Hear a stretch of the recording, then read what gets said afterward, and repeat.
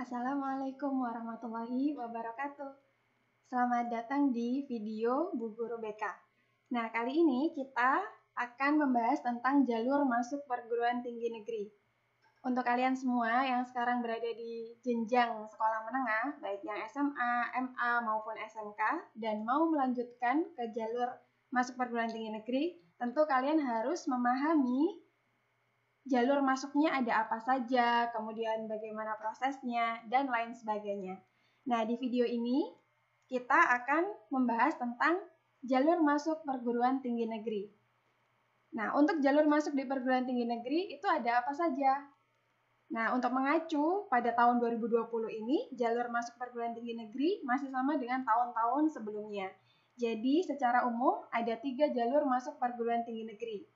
Yang pertama yaitu SNMPTN, kemudian yang kedua SBMPTN, dan yang ketiga adalah seleksi mandiri. Nah, kita akan bahas satu persatu dari masing-masing jalur masuk perguruan tinggi negeri ini. Yang pertama, yakni SNMPTN. Nah, mungkin dari kalian sudah ada yang tahu apa itu SNMPTN dan mungkin juga ada yang baru mendengar apa itu SNMPTN. Jadi, SNMPTN adalah kepanjangan dari Seleksi Nasional Masuk Perguruan Tinggi Negeri. Jadi, sifatnya adalah seleksi nasional, semuanya sama. SMA, MA, SMK ketika mengikuti SNMPTN, maka mereka akan mengikuti peraturan yang sama karena bersifat seleksi nasional. Nah, apa itu SNMPTN? Jadi SNMPTN merupakan pola seleksi nasional berdasarkan hasil penelusuran prestasi akademik dengan menggunakan rapor semester 1 sampai dengan semester 5 bagi yang SMA atau SMK atau MA yang masa belajarnya 3 tahun. Atau semester 1 sampai dengan semester 7 bagi siswa SMK dengan masa belajar 4 tahun dan juga beserta dengan portofolio akademik. Nah, jadi kan ada kalau yang SMK tuh 4 tahun ya, ada yang 3 tahun, ada yang 4 tahun. Kalau yang 3 tahun berarti yang diambil adalah nilai dari semester 1 sampai dengan semester 5. Kalau yang dia masa belajarnya 4 tahun berarti yang diambil adalah nilai dari semester 1 sampai dengan semester 7. Nah, selain nilai rapor ini, ada juga portofolio akademik. Jadi buat kalian yang selama SMA atau SMK atau MA punya prestasi, kemudian akan mendaftar di prodi-prodi tertentu yang membutuhkan portofolio, kalian bisa melampirkan sertifikat yang dipunyai di portofolio tersebut. Kalaupun misalnya program studinya tidak membutuhkan portofolio, kalian tetap bisa upload sertifikat prestasi kalian di laman SNMPTN. Namun, tidak semua prestasi bisa dimasukkan ke sana. Tidak semua sertifikat bisa dimasukkan di sana. Yang bisa dimasukkan adalah minimal tingkat kabupaten, juara 1, 2, 3, kemudian provinsi, nasional, dan seterusnya. Jadi buat kalian yang punya prestasi tersebut, sertifikatnya bisa di-upload di laman SNMPTN. Nah, apa saja karakteristik seleksi nasional masuk perguruan tinggi negeri ini? Jadi karakteristik SNMPTN yang pertama adalah tanpa tes. Nah, ini adalah keuntungan atau kelebihan dari SNMPTN. Jadi tanpa tes, menggunakan nilai rapor dan juga prestasi akademik yang dimiliki selama di sekolah menengah. Nah, kemudian yang kedua, menggunakan nilai rapor. Dan yang ketiga adalah sertifikat prestasi. Misalnya, kalian selama SMA hobi bermain sepak bola, kemudian pernah menjuarai turnamen, kemudian mendapatkan sertifikat. Nah, sertifikatnya bisa di-upload di laman SNMPTN. Atau misalnya tergabung dalam tim olimpiade, kemudian menang dan dapat sertifikat, nah itu juga bisa di-upload. Ataupun mengikuti perlombaan-perlombaan yang sejenis atau lomba debat dan berbagai perlombaan yang lainnya. Nah, kemudian kelebihannya lagi adalah biayanya ditanggung pemerintah. Maksudnya biaya ditanggung pemerintah adalah biaya ketika jalur pendaftarannya, bukan ketika perkuliahannya ya. Ketika perkuliahannya akan ada skemanya lagi gitu. Ada yang dibayar secara mandiri, ada yang bisa mendaftar beasiswa. Tetapi yang dimaksud di sini biaya ditanggung pemerintah adalah biaya untuk mengikuti seleksinya ini. Jadi tidak berbayar. Tidak berbayar, kemudian tanpa tes, menggunakan nilai rapor dan sertifikat. Nah, itu adalah karakteristik SNMPTN. Akan tetapi, tidak semua siswa bisa ikut dalam SNMPTN ini. Karena ada beberapa persyaratan khusus yang bisa untuk ikut SNMPTN ini. Misalnya, untuk sekolah yang akreditasinya A, yang bisa ikut SNMPTN adalah 40% dari keseluruhan siswa pada sekolah tersebut. Jika akreditasinya B, hanya 25% siswa yang bisa mengikuti SNMPTN. Dan jika akreditasinya C, hanya 5% siswa yang bisa mengikuti jalur SNMPTN. Jadi kalian bisa cek di sekolah kalian akreditasinya A, B, atau C. Itu bisa dicek di sekolah masing-masing. Nah, untuk selebihnya tentang SNMPTN akan kita bahas di video yang lainnya. Kemudian, jalur yang kedua adalah jalur SBMPTN, seleksi bersama masuk perguruan tinggi negeri. Nah, apa itu SBMPTN?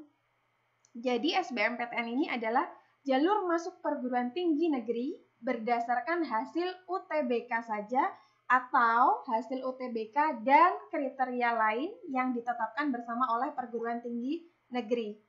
Nah, UTBK itu apa? UTBK itu adalah ujian tulis berbasis komputer. Jadi, SBMPTN ini kalian harus melalui serangkaian tes yang pada tahun 2020 ini disebut UTBK. Nah, karakteristik SBMPTN ini apa saja?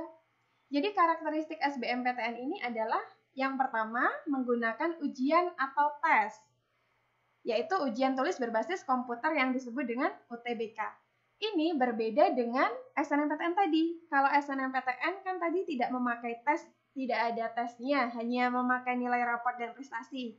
Nah, kalau SBMPTN, kalian harus mengikuti ujian atau tes yang disebut dengan UTBK.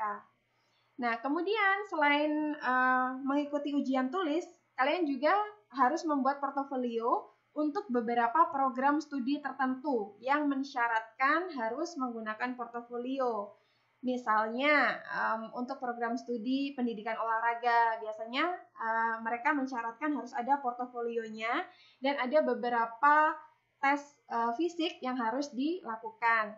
Atau misalnya yang terkait dengan perfilman dan lain-lain, nah itu butuh portofolio. Jadi selain tes UTBK, kalian juga harus membuat portofolio. Tetapi banyak juga program studi yang tidak mensyaratkan portofolio. Jadi hanya menjalani ujian tes tulisnya saja tanpa membuat portofolio. Jadi harus dicek program studi yang akan kalian daftar, apakah mereka meminta portofolio atau tidak. Nah, itu harus sering-sering dicek di laman SBMPTN. Nah, kemudian yang terakhir adalah biaya ditanggung oleh peserta dan subsidi pemerintah. Jadi berbeda dengan SNMPTN tadi, jika SNMPTN tadi ditanggung oleh pemerintah, maka biaya SBMPTN ini harus ditanggung oleh peserta sendiri. Nah, besarannya berapa? Besarannya tergantung pada persyaratan pada masing-masing tahunnya. Nah, nanti biasanya akan dirilis di masing-masing waktu tentang besaran biayanya.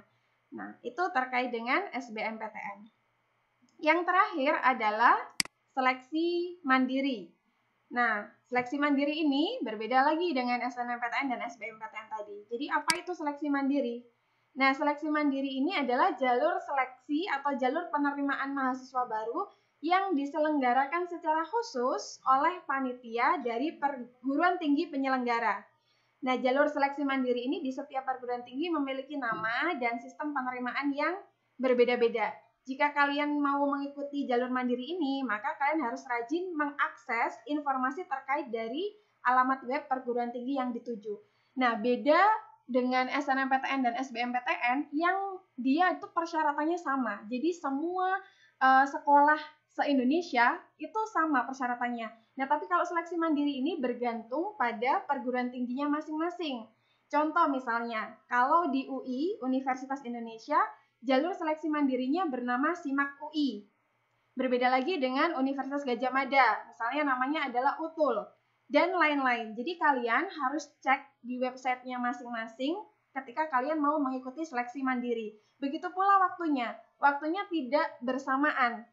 mereka punya kebijakan sendiri-sendiri, karena untuk seleksi mandiri ini memang diserahkan ke perguruan tinggi masing-masing. Jadi kalian bisa cek di website resminya di masing-masing perguruan tinggi negeri tersebut.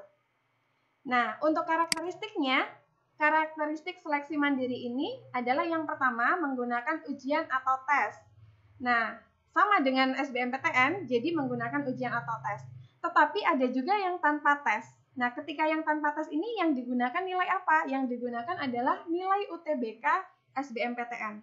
Ada beberapa perguruan tinggi negeri yang dia tidak menyelenggarakan tes lagi, tetapi menggunakan nilai UTBK SBMPTN. Ada juga yang tidak mau menggunakan nilai UTBK-nya, maka menggunakan tes kembali. Nah, untuk ini biayanya tentu saja ditanggung oleh peserta sendiri. Nah, itu tadi adalah 3 jalur masuk perguruan tinggi negeri yang paling umum yang ada di Indonesia gitu. Jadi, yang pertama tadi adalah SNMPTN, yang kedua SBMPTN, dan yang ketiga adalah seleksi mandiri.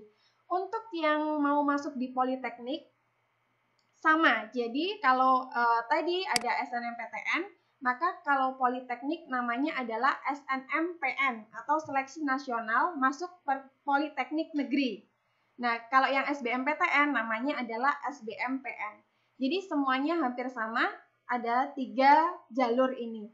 Nah, ketika kalian mau masuk ke perguruan tinggi negeri, tentu saja yang pertama kali yang akan kalian ikuti adalah SNMPTN. Nah, baru ketika kalian tidak masuk dalam eligible SNMPTN-nya atau misalnya gagal di SNMPTN, kemudian mencoba di SBMPTN. Dan yang terakhir adalah seleksi mandiri.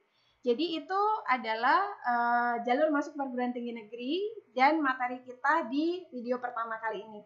Untuk lebih detailnya, informasi tentang masing-masing jalur akan kita bahas di video selanjutnya.